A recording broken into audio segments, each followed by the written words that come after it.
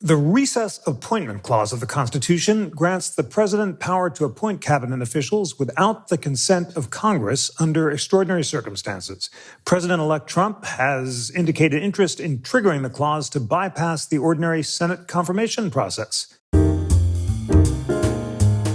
Hello, friends. I'm Jeffrey Rosen, President and CEO of the National Constitution Center, and welcome to We the People, a weekly show of constitutional debate.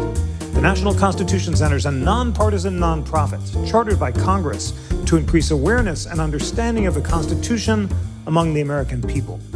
President Trump's allies have articulated an expansive understanding of the recess appointment clause, and in this episode of We the People, we discuss the history and text of the clause, examine how President Trump might invoke it, and explore the legal merits of the proposal. Joining me to discuss this important issue are two leading constitutional scholars, Edward Whelan of EPPC and Thomas Berry of the Cato Institute.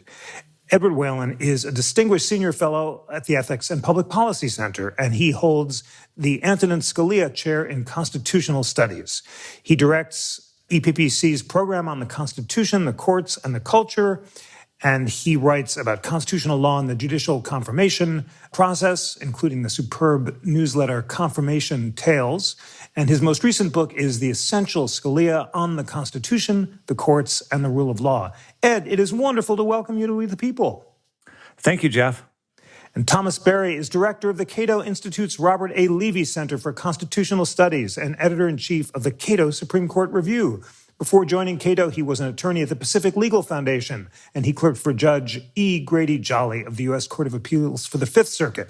His areas of interest include the separation of powers, executive branch appointments, and the First Amendment.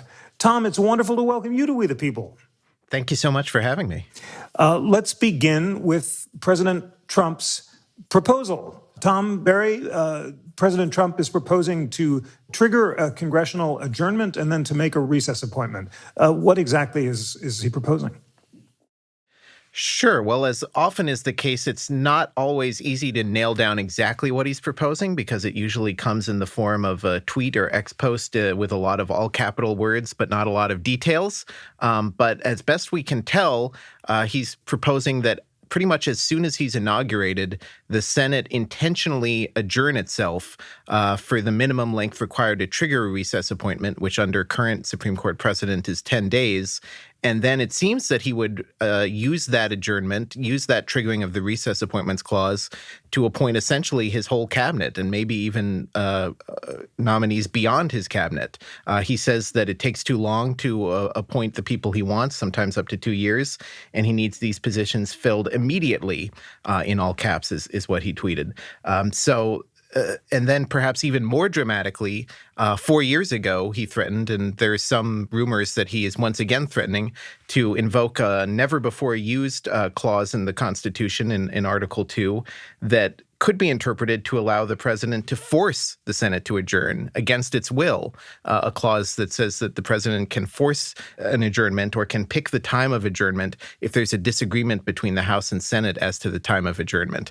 And that would really be unprecedented because that would, for the first time, allow a president to invoke the recess appointments clause even when the Senate is trying to prevent him from doing so. Thank you so much for that. Ed, what would you add to President Trump's proposals as you understand them? Well, let me say at the outset that I would include myself as an ally of Donald Trump's. I am eager to make sure he doesn't do stupid, self-destructive things that would damage his presidency. And I think this idea is very much one of those. So, as Thomas indicated, the plan would be to do blanket recess appointments, completely bypass the Senate's advice and consent function. And I would emphasize that advice and consent function is an essential check on the president. It's something that Alexander Hamilton in the Federalist Papers emphasized served to tend greatly to prevent the appointment of unfit characters. Hamilton goes on to explain that a president who has to submit nominees to the Senate would be both ashamed and afraid to bring forward for the most distinguished or lucrative stations candidates who had no other merit than that of possessing the necessary insignificance and pliancy to render them the obsequious instruments of his pleasure. Now, to be sure, the recess appointment power exists in the Constitution, and it's intended, as Hamilton explains, as an auxiliary method of appointment that is nothing more than a supplement to the general mode of appointing officers, that is, with Senate advice and consent. So, what Donald Trump aims to do here, or at least what some of his advisors are encouraging him to do, would stand the appointment provisions of the Constitution on their head. It would be a radical, irreversible change in the Senate's powers if it were to succeed. I don't think it will succeed, in which case it would generate chaos for the many months until the Supreme Court said, no, you can't do that. Many thanks for that.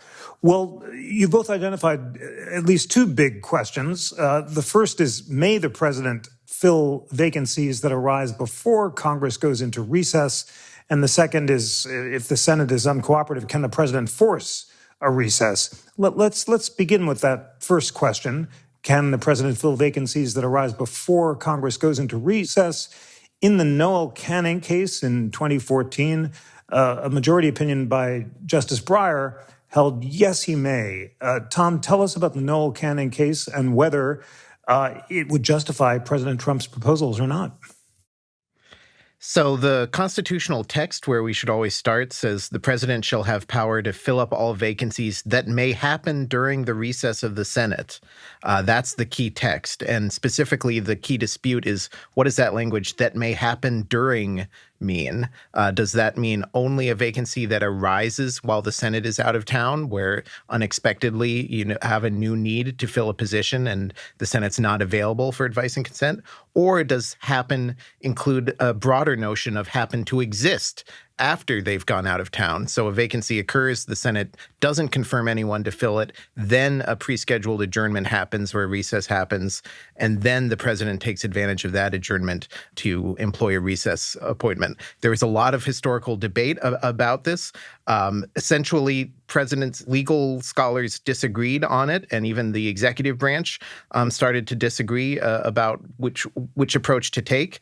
Eventually, the executive branch settled on a practice, not surprisingly, that was more favorable to the executive branch. They started filling up vacancies that happened even before a particular recess occurred.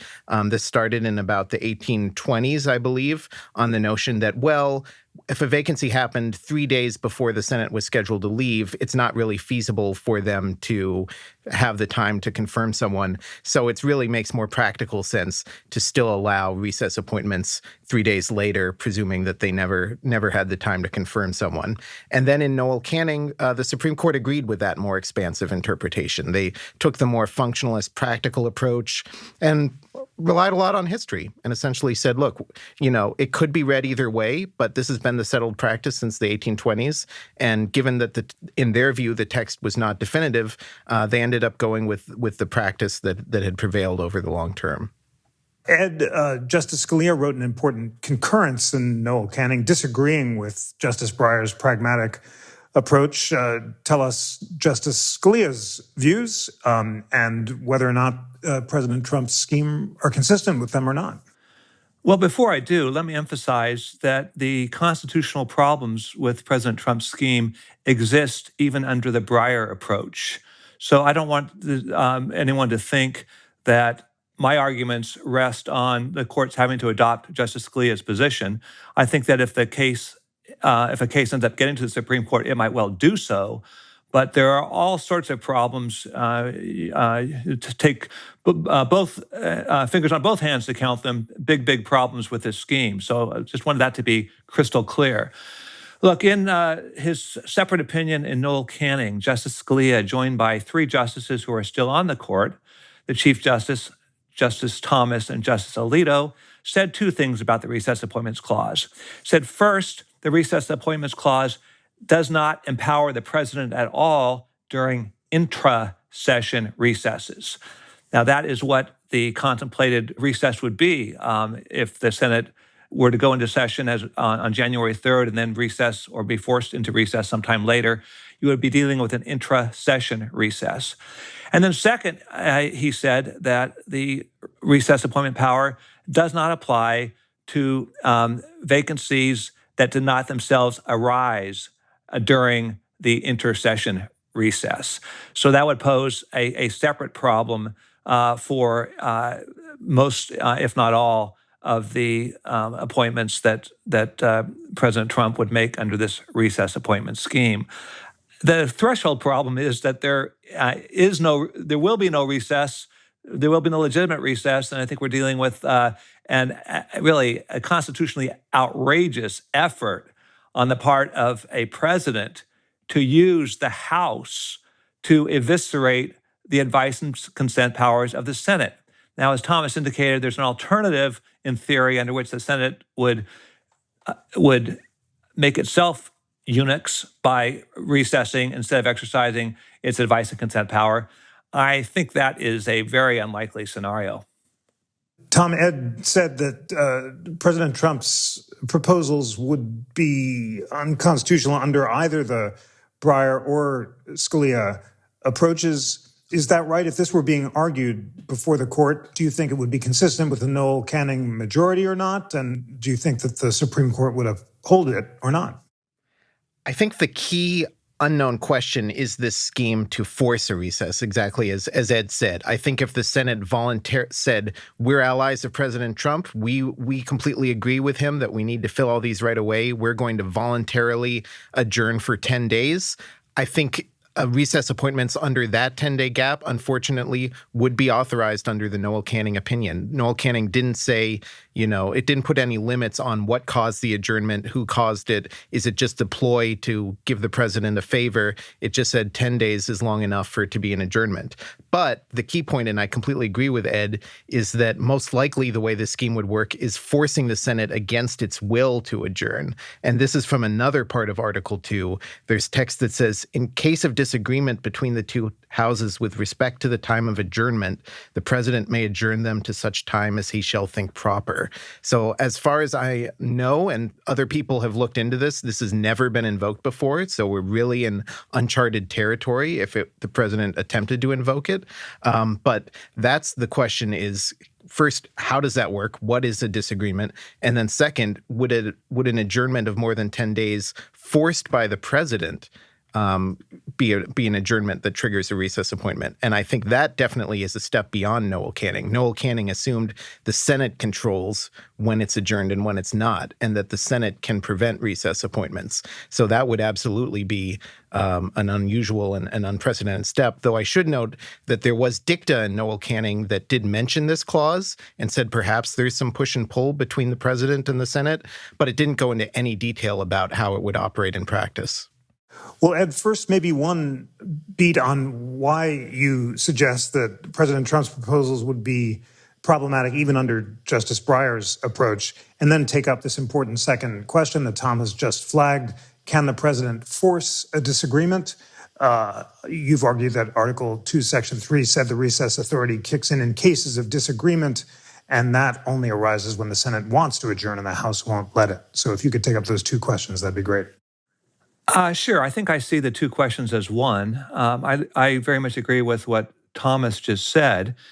And the reason why I think that this reliance on Article 2, Section 3 would not apply is that I do not think that you would have a disagreement between the two houses within the meaning of that provision. We need to go back, I think, and understand what role each house has with respect to the other. And it's in Article 1, we see that a house, in order to adjourn for more than 3 days, needs the consent of the other house. So this is a matter on which they can actually disagree. The Senate could say, in theory, we want to adjourn for 15 days. The House says, we're not going to consent to that. There you could have a disagreement, and I could see how that disagreement might fit within the language of Article 2, Section 3. What we're talking about here, though, is a situation in which the Senate presumably wants to stay in session. The House has no authority to prevent the Senate from staying in session, and its disagreement with its doing so is constitutionally no more significant than my disagreement with its doing so. So I don't see how a disagreement on a matter on which it has no authority could possibly trigger that provision in Article 2, Section 3. Tom, do you agree with Ed's analysis of Article 2, Section 3? And there is another section which allows the president to force a disagreement after convening both houses. Does that raise different issues?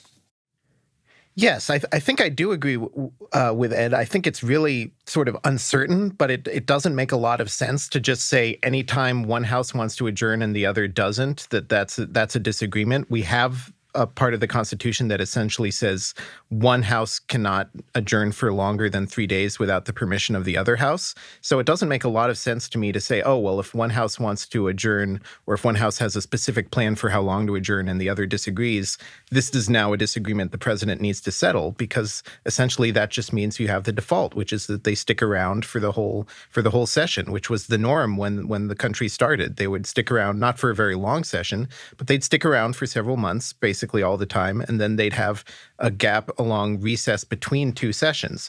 And I think key is the point you raised about this president convening them. And I proposed in a Volokh conspiracy post. I'm not certain it's right, but there's a way to read very narrowly this clause as only connected to the one immediately preceding it. So I'll read the clause immediately preceding it as well. This is talking, he refers to the president. He may on extraordinary occasions convene both houses or either of them, comma, and in case of disagreement between them with respect to the time of adjournment, he may adjourn them to such time as he shall think proper. All of that is one long clause between semicolons in Article 2, Section 3. And I think one way to read that is that those are connected as one single idea, that when it's talking about disagreement with respect to the time of adjournment, it means disagreement about when to adjourn an extraordinary session convened by the president, because that's the one time where it might make sense for the president to get involved, because this is a session that the president called in the first place. So those special sessions have also pretty much gone by the wayside. I think the last one was called by President Truman. Nowadays, the Senate's pretty much always in session, so there's no need for them anymore. But one way to read that clause is that unless a special session has been called by the president, it's this notion of forcibly adjourning them can't be applied. Many thanks for that. Ed, what do you think of Tom's suggestion that the president's power to adjourn both houses applies only when he's already used his extraordinary power to convene them? And in practice, what are the options that might trigger this clause going forward?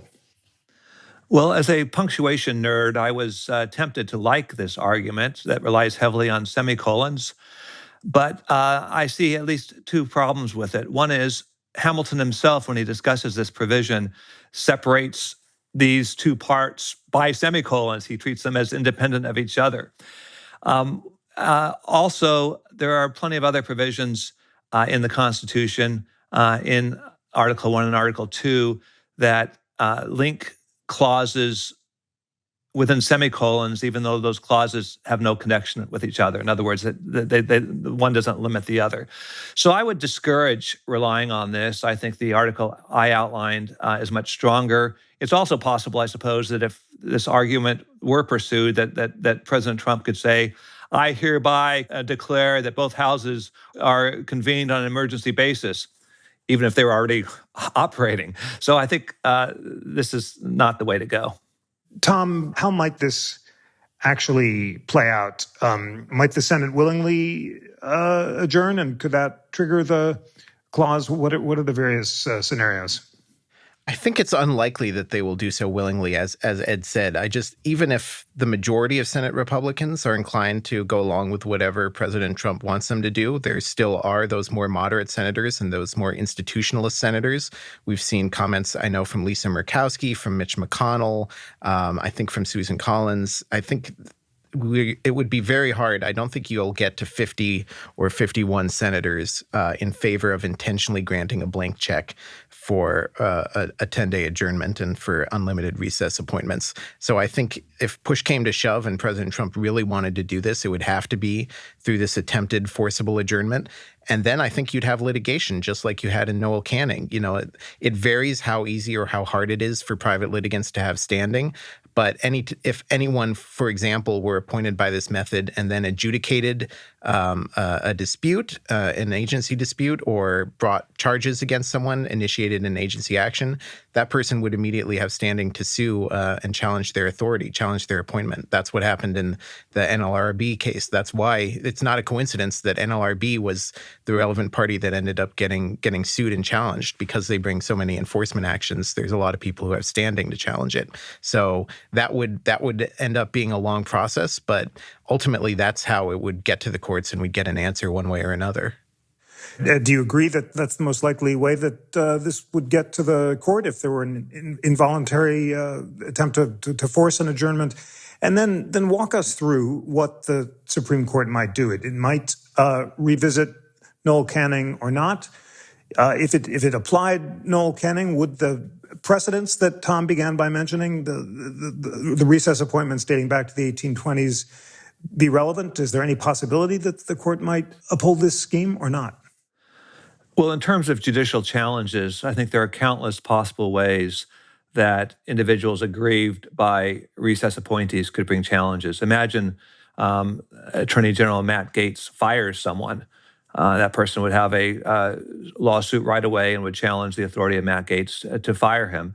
So there's so many different ways that this could arise. It would probably take a matter of 2 or 3 months at minimum to get to the Supreme Court. You could see the possibility of bypassing the courts of appeals if there's enough confusion at the district court level.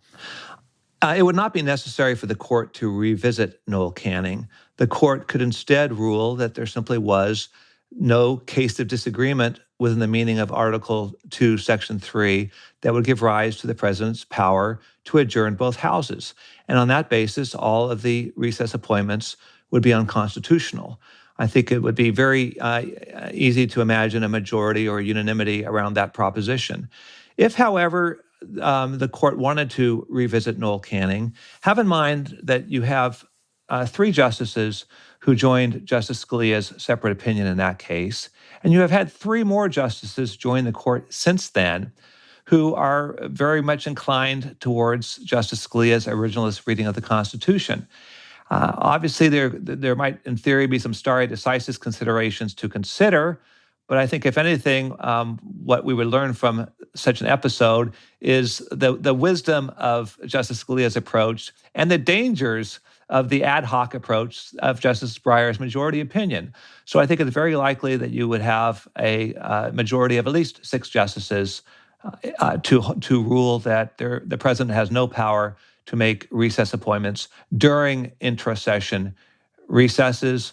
Whether the court also went on to hold that the president also has no power to use the recess appointment power to fill vacancies that arose before the recess is another question. Many thanks for that. Tom, if the court took the case and if it held that there was a valid forced adjournment, would Justice Breyer's majority opinion in Noel Canning validate the power to make intra-session recess appointments? Justice Breyer in particular stressed history, as you mentioned. He said since 1929, and particularly since the end of World War II, Congress has shortened its intra-session breaks.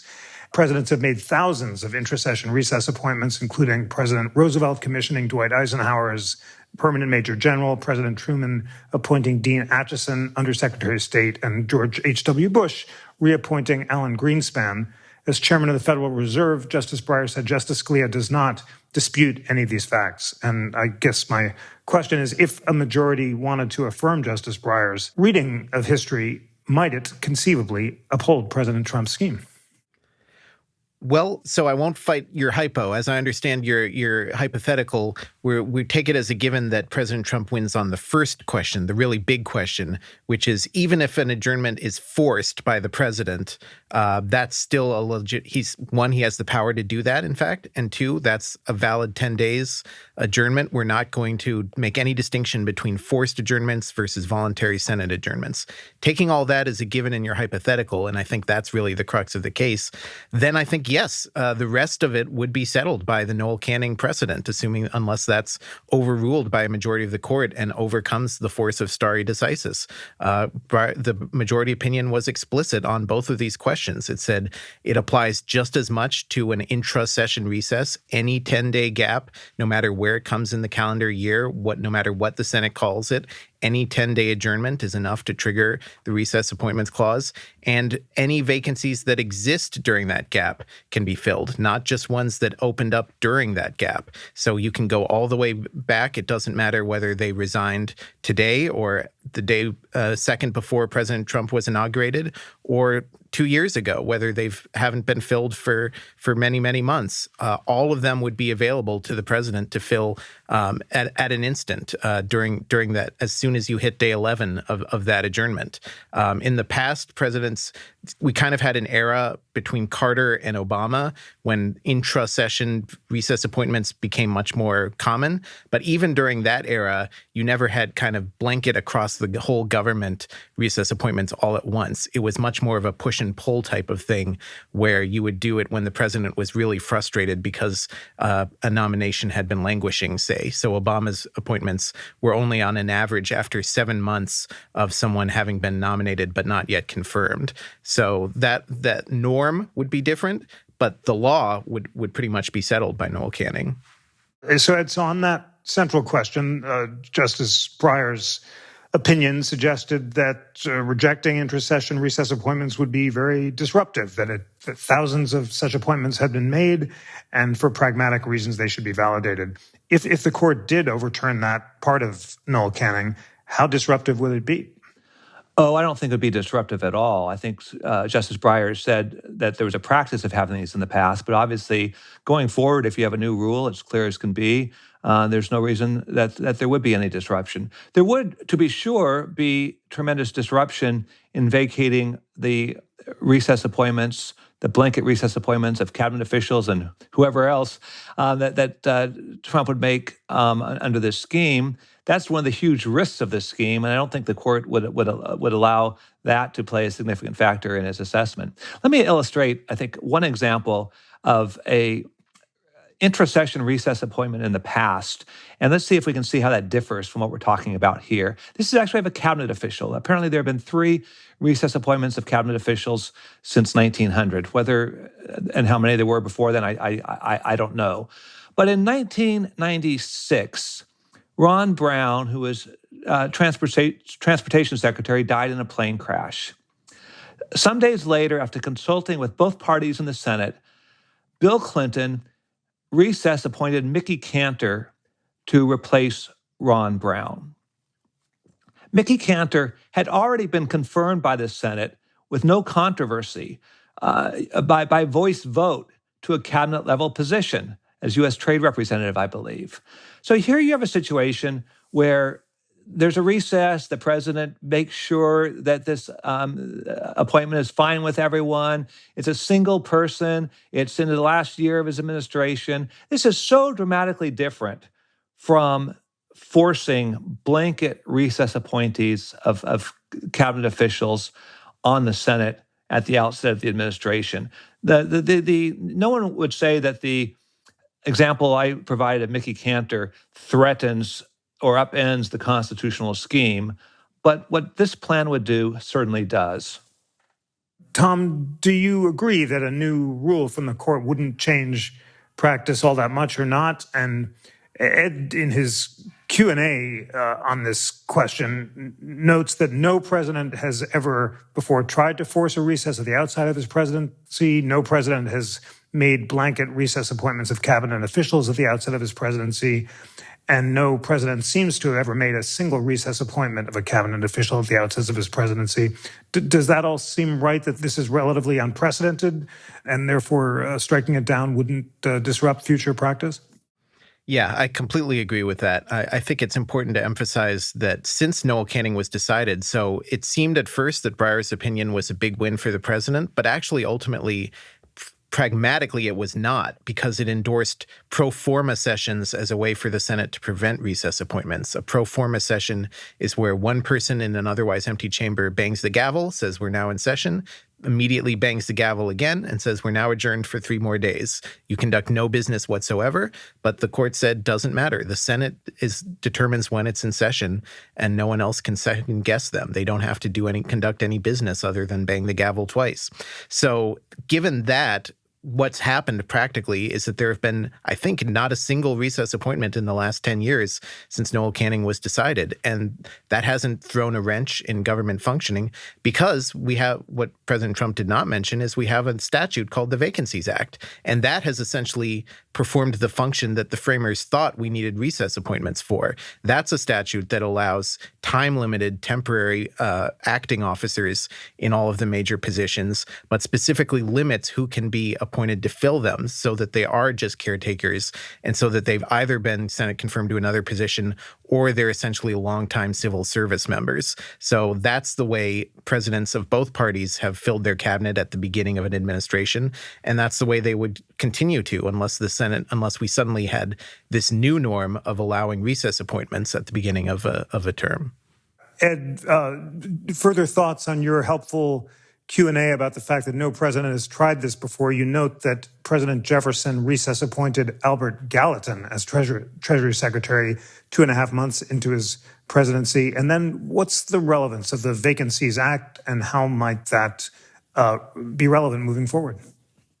Well, as Thomas indicates, the Vacancy Reforms Act gives the president fairly broad ability to name individuals as acting heads of offices. They're not appointed heads of the offices, but they're in an acting position, and they could do that for quite a while. So basically, there are plenty of ways that President Trump or any other president can begin to implement his agenda, take charge of his administration from the beginning. Let me emphasize, too, one fact that I think has hardly been mentioned, if at all, in this conversation.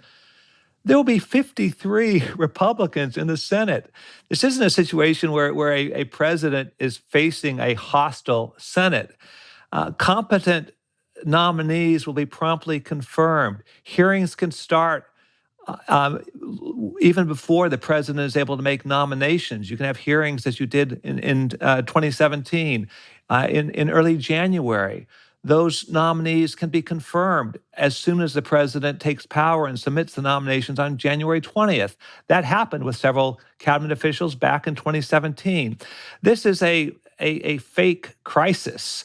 There is plenty of opportunity to get good nominees through, and there's plenty of reason to wonder whether this is instead intended to get through the Senate nominees that, as Hamilton said, merely possess the necessary insignificance and pliancy to render them the obsequious instruments of his pleasure. Tom, Ed raises an important structural and constitutional concern, namely that Hamilton expected the Senate to play an independent checking function, and that given Republican control of the Senate, there should be no trouble in getting qualified nominees through. But Hamilton and the framers anticipated that unqualified nominees would be rejected. Stepping back to that broader constitutional concern with the Senate doing its job, why is it important, and do you think that the Senate will do its constitutional job in this case? I completely agree that it's important. It's one of the most important roles for the Senate. The framers went back and forth for a while at the Constitutional Convention about how to divide up this appointment power, this nomination power. Some wanted the Senate to make the initial decision as a whole body, but they worried there would be a lack of accountability. So they settled on one person. The president makes the pick, but then you have the Senate as that vetting role. I think Gouverneur Morris said that it was a split, so you'd have accountability in the president, but then you'd have security from that reviewing role, the vetting role of the Senate. And I think some of President Trump's picks show exactly why that's important, frankly. Some of them are out of the box, and I think there's very serious arguments that they're not qualified for the positions they're being nominated for. I won't make a strong view on that one way or the other, but that's exactly what the Senate should be doing, because it's an extraordinary power that we place in one person, the president, and the Senate has to ensure that the people who help him are qualified. I do think, unfortunately, the framers' vision of each branch checking the other did not fully anticipate the role of parties and party cohesion and cooperation. So certainly many Republican senators will vote yes on anyone President Trump nominates just because they're of the same party. But there's still a significant contingent of senators who value the independent role. And so I think those swing votes, those moderates, are going to take a very hard look at President Trump's nominees. And I anticipate the ones they think are qualified, they'll vote yes, and the ones they think are unqualified, they'll vote no. Ed, say more about the history that you so helpfully highlight in your quotation from Hamilton in Federalist 76. You quote that language about how the danger to the president's reputation in betraying a spirit of favoritism or an unbecoming pursuit of popularity would deter him from making unqualified appointments. What did Hamilton and the founders anticipate the Senate to do? And has it played that checking role throughout history? Have unqualified nominees been rejected? And why is it important for the Senate to exercise this independent function? Well, I don't claim to be a historian, and it's difficult to engage in a counterfactual, that is to contemplate what sort of nominations might have been made if there weren't the Senate confirmation power. So I think it's no answer to Hamilton to say, oh, look, there have been other bad nominees confirmed. The point that Hamilton makes is that this check that the Senate has been given is very important to help ensure quality picks. Will it guarantee them? Of course not. But does it have a tendency to constrain the president? Yes. And that's a tendency that we should all welcome. Let me highlight how short-sighted this gimmick is. Imagine that in 2029, a Democratic president takes office. And when I say short-sighted, I mean from the perspective of conservatives who are supporting this.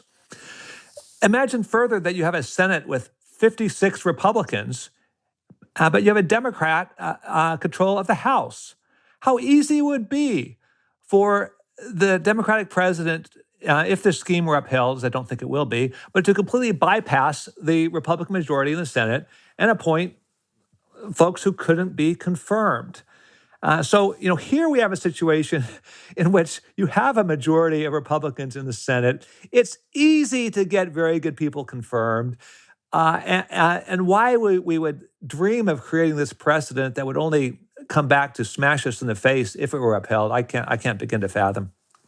Tom, at the Cato Center, you focus on issues of separation of powers and on the advice and consent power. Do you have more to say about its history and the importance of the Senate exercising independent judgment, not swayed by party loyalty? It is important, and we've seen, even in recent history, we've seen nominees of the same party that controls the Senate fail to be confirmed because of scandals or because of issues that arise. We even saw one classic example. Tom Daschle had been Senate Majority Leader, and even his nomination for HHS Secretary was eventually withdrawn in the face of a scandal that came to light. It became clear that he wasn't going to be able to be confirmed. I believe the last cabinet nominee who actually came up for a vote and was voted down was John Tower, another former senator in the George H.W. Bush administration. Similarly, scandals came to light about him, about a drinking problem and other issues. So it's actually common for probably on average about one cabinet nomination to not end up succeeding per presidential term.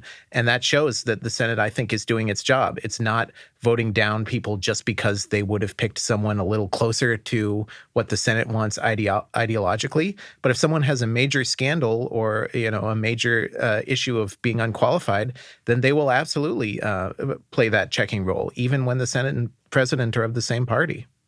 Thanks for that, Ed. I mentioned in the intro that I'm an avid reader of Confirmation Tales, which is your newsletter about the history of recent Supreme Court appointments starting in the 1980s. What lessons do you take from that history? It appears that Supreme Court nominations are decided more on pure party line votes than they used to be. Was there more independent judgment with both parties breaking ranks based on their evaluation of nominees? And what historical trends do you see there? Well, there's no question that there has been increased polarization over Supreme Court nominees as judicial philosophy has divided the parties, and as you've had liberal Republicans disappear and conservative or moderate Democrats disappear. But I actually think the most important lesson that I draw from the history of judicial confirmations is how short-sighted some folks can be in making rules changes that come back to hurt them in the long run. So I often say, thank you, Harry Reid, when I celebrate the conservative Supreme Court that we have. And I say that because Harry Reid, first of all, cheered on the launch of partisan filibusters against lower court nominees in the Bush administration in 2003. Then, when Republicans returned that practice against Barack Obama's nominees, he used the majority power of the Senate to abolish the filibuster while leaving in place, for completely unprincipled reasons, the filibuster of Supreme Court nominees. And then Democrats filibustered the nomination of Neil Gorsuch, which led to the abolition of the remaining filibuster. So at each step, I think there were gross miscalculations, especially the last one, that had enduring consequences, and that I think Democrats would wish they could revisit. Here, it's Republicans who risk making the same gross error for very little, if any, upside, trying to completely change the constitutional system of appointments. It's probably going to fail if they pursue it. If it succeeds, it's even worse. Either way, it's just an utter mess, and there's no reason why the Trump team shouldn't simply proceed through the ordinary steps. Let me highlight, if I may, yet one other obstacle to this scheme, and that is that there's a federal law that states generally that recess appointees cannot receive pay. Now, there are exceptions to that, which have allowed some recess appointments in the past, but those exceptions would not apply here. The Trump team thanked me when I tweeted about this. They thanked me because they said, good, we can now figure out how to evade this. And 2 or 3 days later, a white paper by some Trump allies breezily asserts in a couple sentences that this long-standing restriction on paying recess appointees is unconstitutional. So you're going to see just so much necessary gamesmanship if President Trump has the poor judgment to follow the bad advice he's getting. Such an important point about the institutional changes that both parties have made to the confirmation process that they've later come to regret, including the elimination of the filibuster. Tom, what about that argument by President Trump's allies that the restriction on recess appointees receiving pay is unconstitutional? Might that possibly get any traction in the courts? It might. To give them credit, it's not a completely new argument. I actually reread Professor Michael Rappaport's excellent article about the history and the original meaning of the recess appointments clause a couple days ago, and this was written before the Noel Canning case. This essentially set out the groundwork for the Scalia view that in my view, unfortunately, was not the majority, but it's an excellent article. I recommend it to everyone. And he also, Professor Rappaport, says that, well, if in fact these recess appointments are constitutional in these scenarios, the intra-session appointment, the appointment for vacancies that arose before the adjournment. If those are constitutional, there's an argument that it's an unconstitutional condition to withhold the pay for validly appointed recess appointees. Unconstitutional conditions doctrine basically says the government can't use its power of the purse to coerce people into doing things that it could not force them to do, that it would be so you can't withhold the pay of a federal employee for exercising their protected First Amendment speech rights, for example. It's an interesting argument. I think, now that Noel Canning has said, yes, these are valid recess appointees, the next step in the argument would be, okay, if they're valid, then it's an unconstitutional condition. The other side of the argument, and I probably lean this way like Ed, would be to say, no, this is just simply the push and pull of each branch exercising its own prerogative, that, okay, we now have a more expansive interpretation of recess appointments, but Congress still has its power of the purse. And so they can, through statute, discourage certain recess appointments that they don't think are as necessary. And that includes ones made when the vacancy did not arise during an adjournment.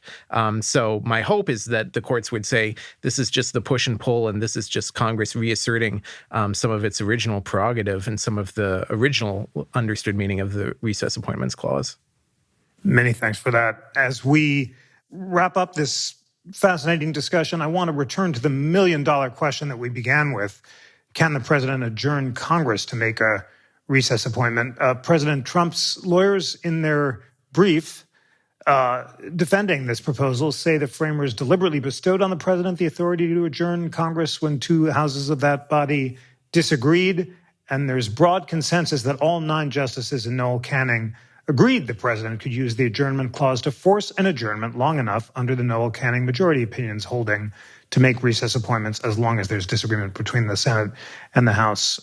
Ed, any chance that the court might, in fact, uphold the power to adjourn a Congress to make a recess appointment if it happens?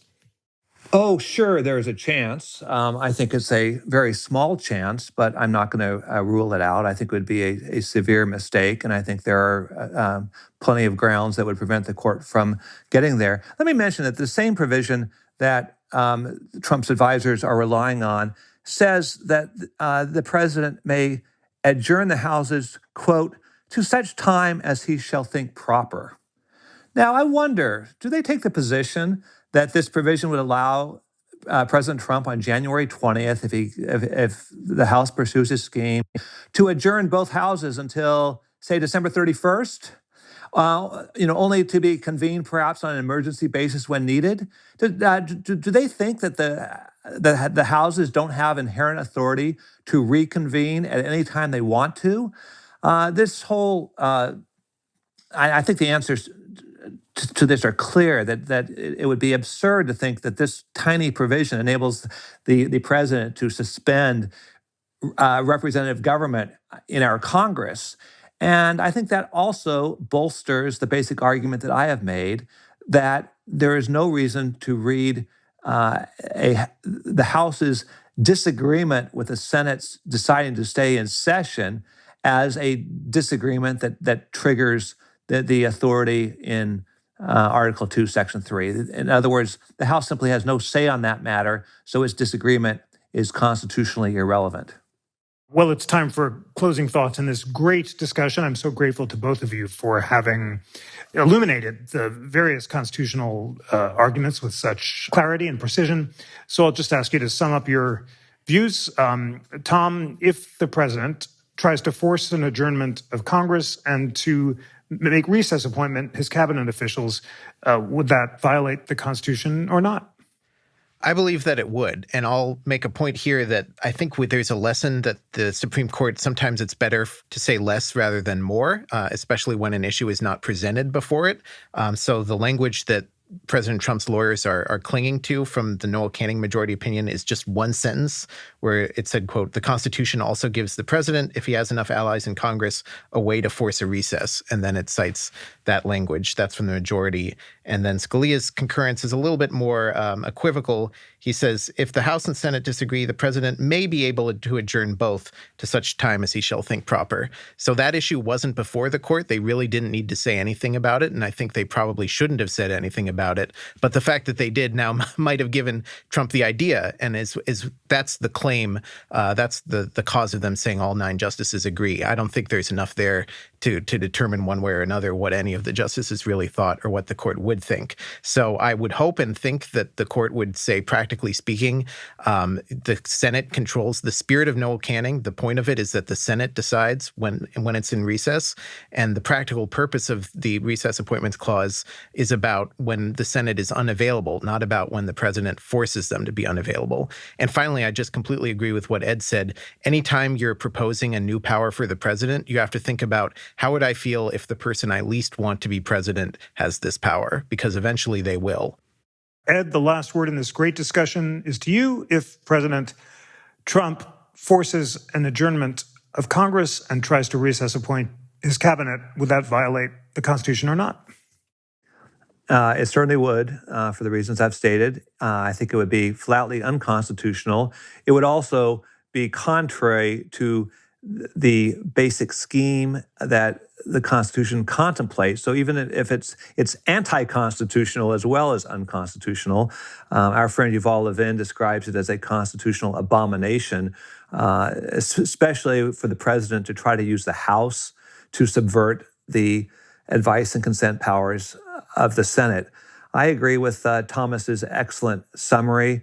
I, again, would simply add that as someone who hopes to see Donald Trump succeed as president, people who are pushing bad ideas on him should not consider themselves friends of his. Thank you so much, Ed Whelan and Tom Berry, for a rigorous, reasoned, and illuminating discussion of the constitutional issues raised by the recess appointment of cabinet officials. Ed, Tom, thank you so much for joining. Thank you, Jeff. Thanks for having me. Today's episode was produced by Bill Pollack and Samson Mastashare. It was engineered by Sedona Lamar and Bill Pollack. Research was provided by Samson Mastashare and Cooper Smith. Please recommend the show to friends, colleagues, or anyone anywhere who's eager for a weekly dose of thoughtful conversation and civil debate. Please check out the great new Constitution 101 course that the NCC has launched with Khan Academy. You can find it at constitutioncenter.org/Con101. And let me know what you think. Sign up for the newsletter at constitutioncenter.org/connect. And always remember in your waking and sleeping moments that the NCC is a private nonprofit. We rely on your generosity, passion, and engagement. Support the mission by giving a donation of any amount at constitutioncenter.org/donate. On behalf of the National Constitution Center, I'm Jeffrey Rosen.